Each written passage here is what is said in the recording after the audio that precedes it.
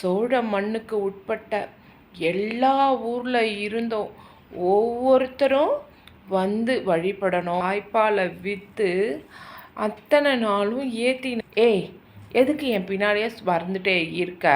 தஞ்சை பெருவுடையார் கோவில் ராஜராஜ சோழன் கட்டினது 1000 வருஷத்துக்கு மேலேயும் இன்னும் எவ்வளவு பெருமையோடு இருக்கு.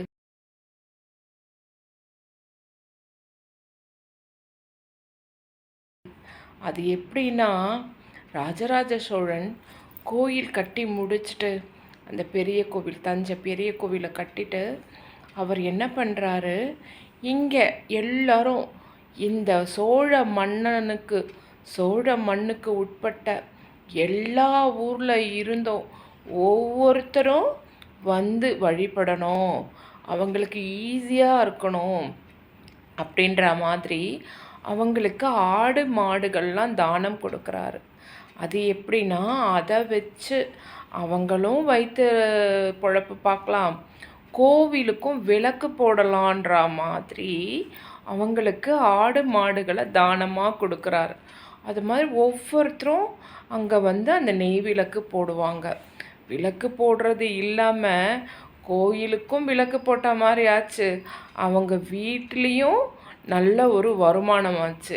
அந்த மாதிரி ஆடு மாடுகள் தானமாக கொடுத்து அந்த கோவிலுக்கு விளக்கேற்ற எல்லாருக்கும் ஒரு சந்தர்ப்பம் கொடுக்குறாரு. அப்போது ஒரு நாள் இந்த மாதிரி போயிட்டுருக்கு. அப்போது இதை கண்காணிக்க ஒரு கண்காணிப்பாளர்லாம் இருப்பாங்க. அப்போது ஒரு நாள் என்ன பண்ணுறாரு, மன்னன் ரொம்ப வருஷமாக இப்படி பண்ணின்னு இருக்காங்க.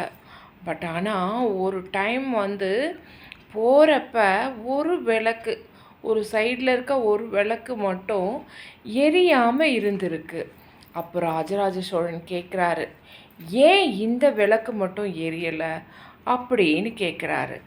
அப்போது அங்கே இருக்க கண்காணிப்பாளர் சொல்கிறாரு, இது ஒரு 7 நாளாக எரியல மன்னா, தெரியல, நம்ம வந்து கணக்கு எடுத்து பார்த்தப்போ மாராயன்ற ஒருத்தர் வீட்டில் இருந்து தான் இந்த விளக்கை ஏற்றுவாங்க, அவங்க இந்த இடத்துல இருக்காங்க, ஆனால் இது ஒரு 7 நாளாக எரியல மன்னா, என்னன்னு தெரியல, அவங்களுக்கு நம்ம 42 மாடு கொடுத்துருக்கோம் அப்படின்னு கணக்கெல்லாம் சொல்கிறாரு.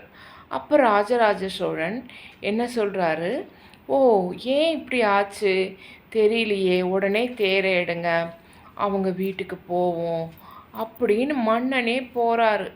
மன்னனே போய் பார்த்தா அங்கேருந்து ஒருத்தவங்க ஒரு கை குழந்தையோடு வெளியில் வராங்க.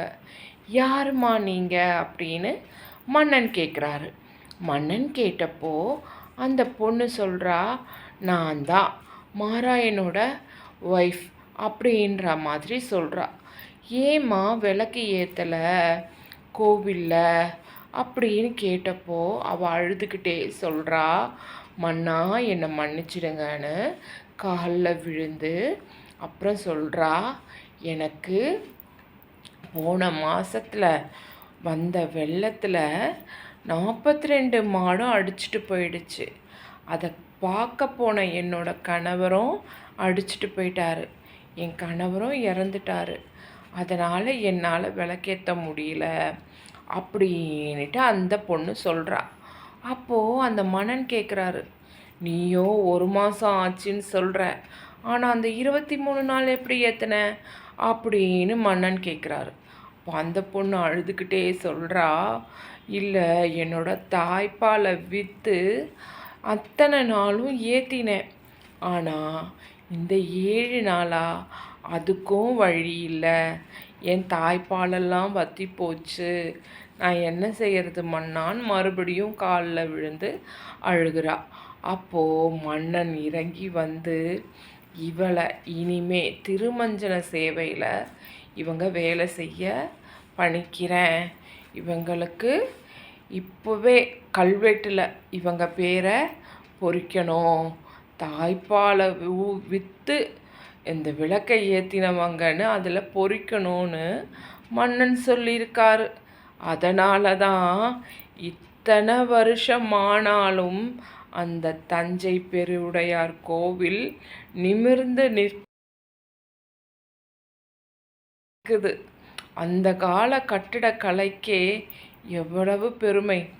இப்போது இத்தனை நம்மளுக்கு ஒரு வீடு கட்டவே எத்தனை மிஷினரி தேவைப்படுது.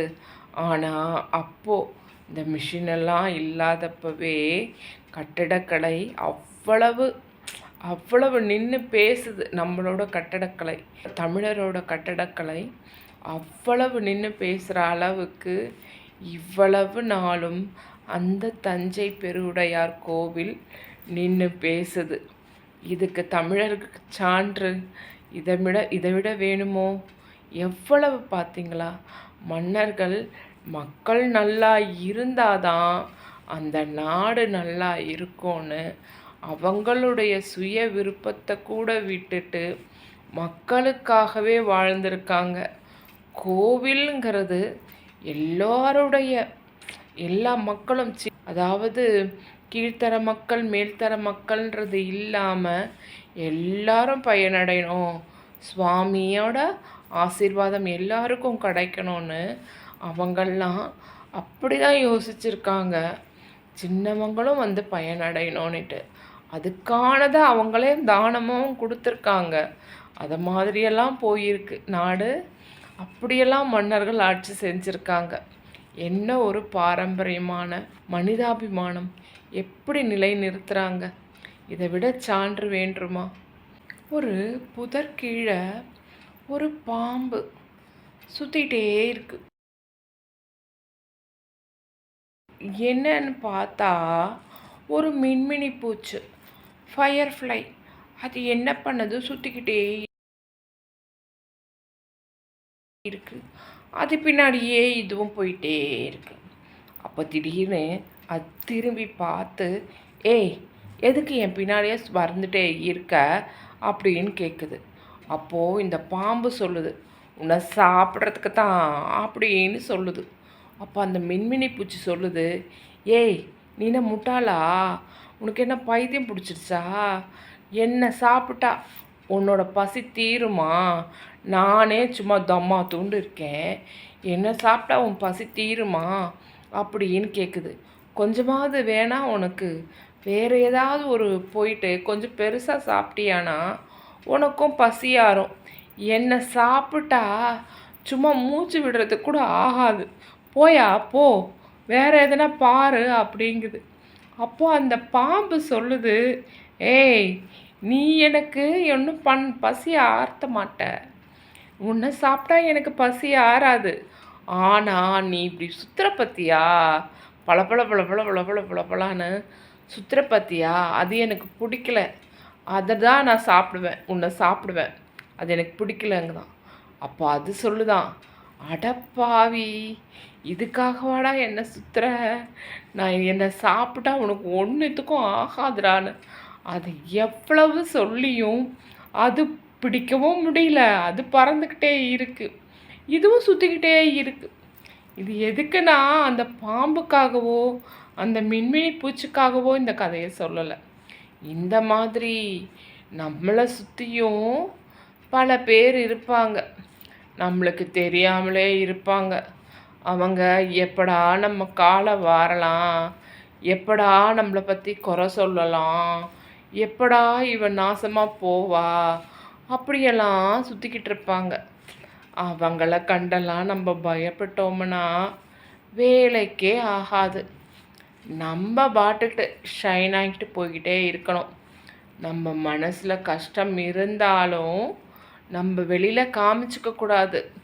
அப்படி போனாதான் நம்ம வாழ்க்கை போய்கிட்டு இருக்கோம்.